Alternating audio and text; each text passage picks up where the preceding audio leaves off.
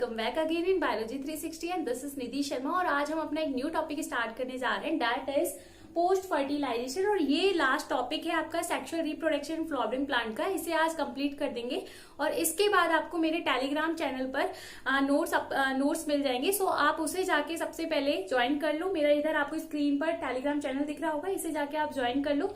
इस पर मैं अपने हैंड रिटन नोट्स प्रोवाइड कराती हूँ और साथ में ही इंपॉर्टेंट क्वेश्चंस भी प्रोवाइड कराती हूँ जो आपके लिए बहुत ज्यादा हेल्पफुल होंगे। एक और पेज दिख रहा होगा आपको मेरा इंस्टाग्राम पेज का, सो आप इसे भी जाके आप फॉलो कर लीजिए। इस पर मैं अपनी एनिमेटेड पोस्ट और कुछ ट्रिक्स अपलोड करती हूँ। So let start our topic, that is the post fertilization. So post fertilization क्या होता है? प्रीवियस लेक्चर के अंदर हमने कंप्लीट कर लिया था प्री फर्टिलाइजेशन। उसके बाद कल हमने जो डबल फर्टिलाइजेशन वाला टॉपिक कंप्लीट कर लिया था। उसके बाद आज हमें कंप्लीट करना है पोस्ट फर्टिलाइजेशन। जितने भी ऑर्गेनिज होते हैं उन सबके अंदर जितने भी आपके सेक्सुअल रिप्रोडक्शन वाले ऑर्गेनिज होते हैं उन सबके अंदर 3 इवेंट्स होते हैं। फर्स्ट जो होगा वो होगा आपका प्री फर्टिलाइजेशन, सेकंड होगा आपका फर्टिलाइजेशन, थर्ड कौन सा होगा आपका? थर्ड और सबसे लास्ट वाला post fertilization. So let us start. Post fertilization के अंदर हमें सबसे पहले क्या पढ़ना है? एंडोस्पर्म जो कैसा होता है? ट्रिप्लॉइड होता है, ट्रिप्लॉइड इन नेचर। सेकंड क्या पढ़ना है? एम्ब्रियोजेनेसिस,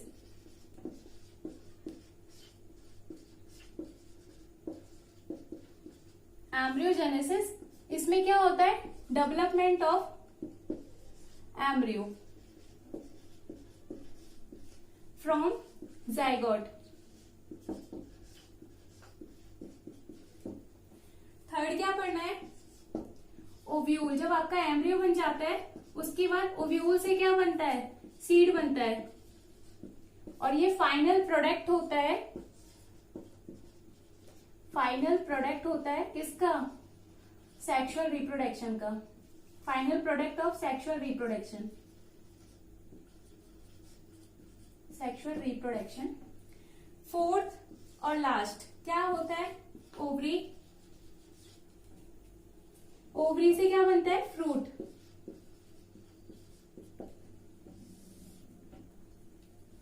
सबसे पहले हमें पोस्ट फर्टिलाइजेशन के अंदर क्या क्या कंप्लीट करना है? एंडोस्पर्म पढ़ना है। एंडोस्पर्म क्या होता है? ट्रिप्लॉइड होता है, 3 एन होता है। एम्ब्रियोजेनेसिस पढ़ना है। उसके बाद में development of embryo from zygote. उसके बाद में ओव्यूल से क्या बनता है? सीड। और जो फाइनल प्रोडक्ट होता है सेक्सुअल रिप्रोडक्शन का, उसके बाद आपका ओवरी से क्या बनता है? फ्रूट। सो ये हमें इस वे में पोस्ट फर्टिलाइजेशन को कंप्लीट करना है। अब क्वेश्चन आता है कि हमने सबसे पहले एंडोस्पर्म ही क्यों पढ़ना है, उसके बाद में हमें एम्ब्रियोजेनेसिस क्यों पढ़ना है? ऐसे भी तो पढ़ सकते थे ना कि पहले एम्ब्रियोजेनेसिस उसके बाद में एंडोस्पर्म। एक्चुअल में क्या है, जब आपका जाइगोट से जाइगोट से जब आपका एम्ब्रियो बन रहा होता है तो उसे न्यूट्रिशन की जरूरत पड़ती है। कोई भी जब कुछ भी मतलब एक्टिविटीज परफॉर्म करता है तो उसमें क्या होता है? हमें खाने की जरूरत पड़ती है। सो सेम ऐसे ही जब आपका जाइगोट से एम्ब्रियो बन रहा होता है तो इसे न्यूट्रिशन की जरूरत पड़ती है। जब तक एंडोस्पर्म न्यूट्रिशन तैयार नहीं कर लेता तब तक जाइगोट एक अरेस्ट वाली कंडीशन पे रहता है और तब तक वो अपने आप को जाइगोट एम्ब्रियो के अंदर कन्वर्ट नहीं करेगा। सो हमें इसी वे में पढ़ना है। सबसे पहले एंडोस्पर्म का फॉर्मेशन, उसके बाद में एम्ब्रियोजेनेसिस एंड देन ओव्यूल से सीड, उसके बाद में ओवरी से fruit. So let start our topic. First हमें स्टार्ट करना है एंडोस्पर्म। सो लेट स्टार्ट एंडोस्पर्म डेवलपमेंट। सबसे पहले हमें एंडोस्पर्म डेवलपमेंट के बारे में पढ़ना है। हमें पता है डबल फर्टिलाइजेशन के अंदर हमने एक टर्म पढ़ा था पीईएन। पीईएन क्या होता है? Primary endosperm nucleus. इसमें क्या होता है? आपका माइटोसिस डिवीजन होता है और माइटोसिस डिवीजन के बाद में क्या फॉर्म होता है? एंडोस्पर्म बनता है, एंडोस्पर्म फॉर्म होता है। अब जब एंडोस्पर्म बन जाता है तो आपको पता है जब भी कोई सेल डिवाइड करती है तो सबसे पहले साइटोकाइनेसिस होता है या कैरियोकाइनेसिस होता है? 2 वर्ड आते हैं आपके पास में, एक होता है कैरियोकाइनेसिस और एक होता है cytokinesis.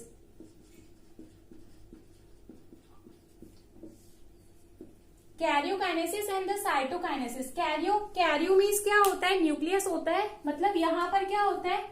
Division of nucleus.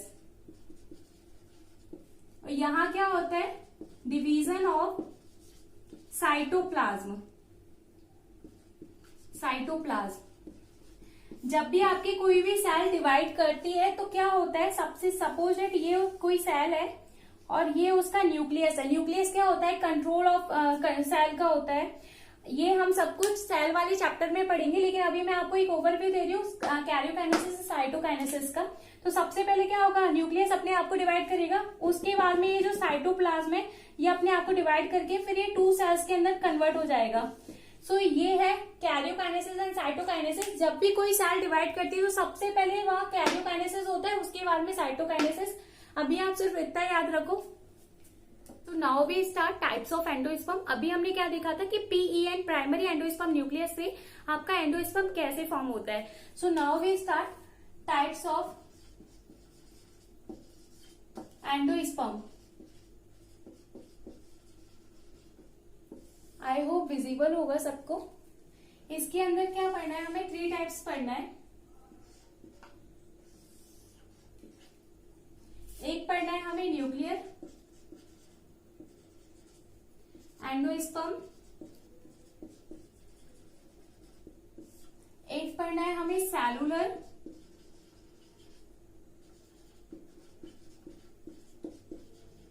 Endosperm, और आपका थर्ड पढ़ना है हमें हैलोवियल।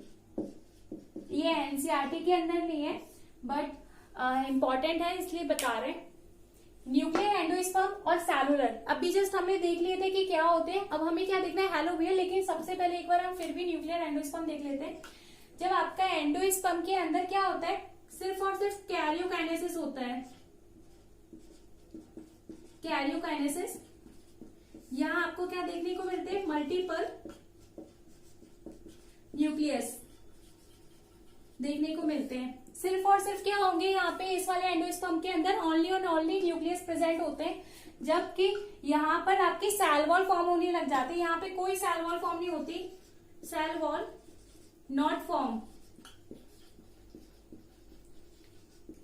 तभी तो इसको न्यूक्लियर एंडोस्पर्म बोल रहे हैं ना, क्योंकि अगर सेल वॉल फॉर्म हो जाती है तो क्या हो जाता है, एक अलग से कंपार्टमेंट बन जाते हैं आपके सेल के। जबकि ये सेलुलर एंडोस्पर्म में क्या होता है, सेल वॉल फॉर्म्ड हो जाती है। आपके न्यूक्लियर डिवीजन होने के बाद ही हैंड टू हैंड आपका क्या होता है, सेल वॉल फॉर्म हो जाती है। आफ्टर न्यूक्लियर डिवीजन, इसलिए इसको क्या बोला है, क्योंकि यहाँ पे बहुत सारी सेल्स प्रेजेंट होती है, इसलिए हमने इसे क्या बोला है, सेलुलर एंडोस्पर्म। अब आता है हैलोवियल। हैलोवियल क्या होता है, यहां पर आपका पार्शियल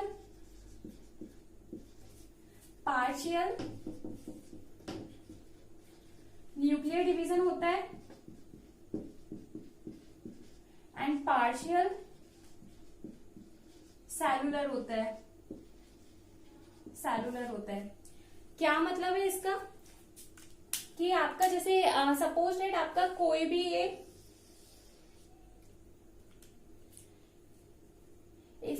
प्लांट है, सपोज दैट इसके अंदर कोई भी एंडोस्पर्म है, इसके अंदर क्या हो रहा है, यहां तक सिर्फ और सिर्फ न्यूक्लियर फॉर्म हो रहे हैं, ऐसे ही न्यूक्लियर फॉर्म हो रहे हैं।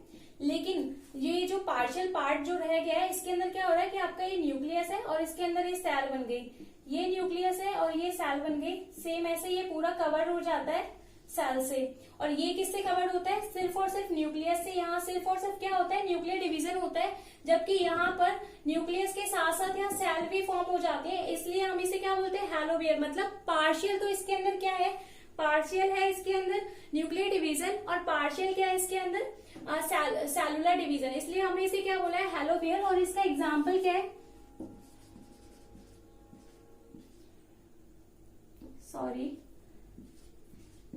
एम्यूरस। और ये किसके अंदर देखने को मिलते हैं, जितने भी आपके मोनोकॉटिलेडन्स होते हैं ना, उनके अंदर देखने को मिलते हैं ये हैलोवियर। ये एनसीईआरटी के अंदर नहीं दे रखा, अगर आप चाहो तो इसे छोड़ भी सकते हो, बट एक बार फिर भी देख लेना। सेलुलर एंडोस्पर्म क्या होता है, यहाँ पर न्यूक्लियर डिवीजन होते ही आपका सेल वॉल फॉर्म हो जाता है, और इसका क्या एग्जाम्पल है, बहुत ही एक एनसीईआरटी के अंदर एक बहुत अच्छा एग्जाम्पल दे रखा है कोकोनट का। एक तो दे रखा है कोकोनट वाटर और एक दे रखा है कोकोनट जो उसका व्हाइट कर्नल होता है वो। सो यहाँ पर व्हाइट कर्नल ऑफ कोकोनट, और इसका क्या एग्जाम्पल है न्यूक्लियर वाले का, water, I mean coconut water.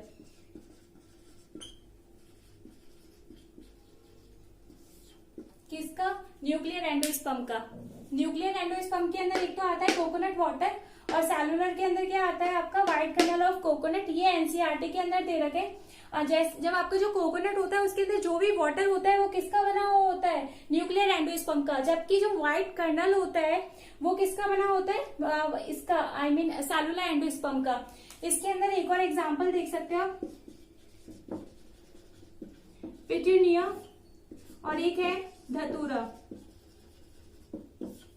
इसके अंदर भी आप देख सकते हो जीमीस हो गए आपके,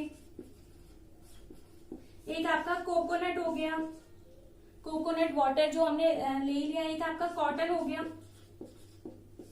सो ये एग्जाम्पल है और ये एक टाइप्स ऑफ एंडोस्पर्म है। एक बार फिर से देख लो, nuclear endosperm, cellular endosperm and the हैलोवियल एंडोस्पर्म।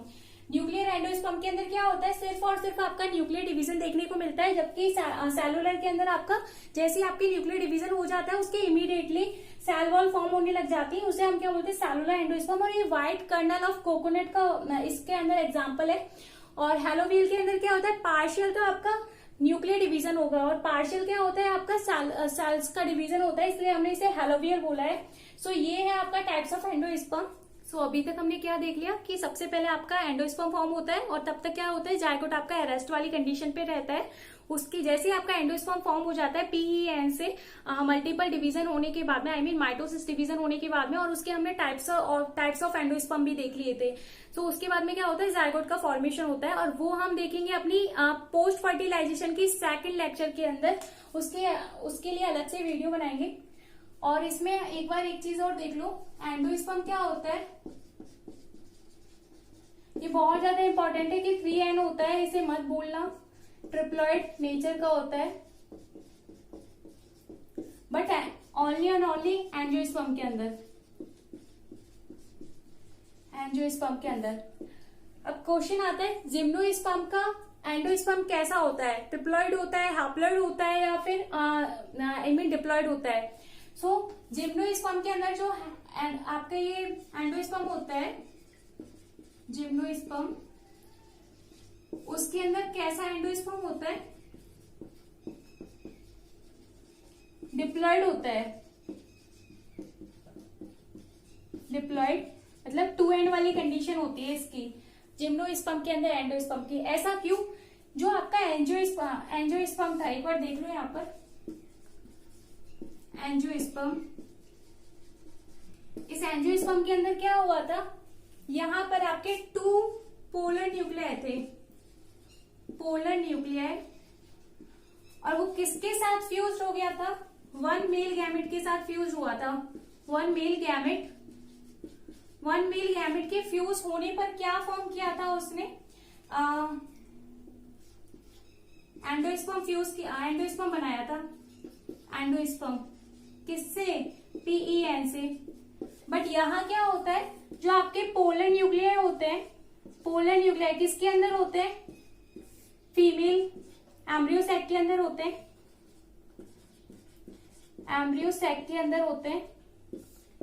ये क्या करते हैं, यहाँ पे जिम्नोस्पर्म के अंदर क्या होता है, आपका सिर्फ एक ही मेल गैमेट आता है। जैसे एंजियोस्पर्म के अंदर 2 मेल गैमेट आते हैं ना, जनरेटिव सेल अपने आप को 2 मेल गैमेट के अंदर डिवाइड कर लेती है, वैसे जिम्नोस्पर्म के अंदर सिर्फ और सिर्फ एक ही मेल गैमेट आता है। इसलिए ये ही अपने आप को मॉडिफाइड करके क्या बना लेता है, एंडोस्पर्म बना लेता है। सो ये क्या रह गया, डिप्लॉइड ही रह गया ना, क्योंकि यहाँ पे कोई भी मेल गैमेट नहीं आया, नो मेल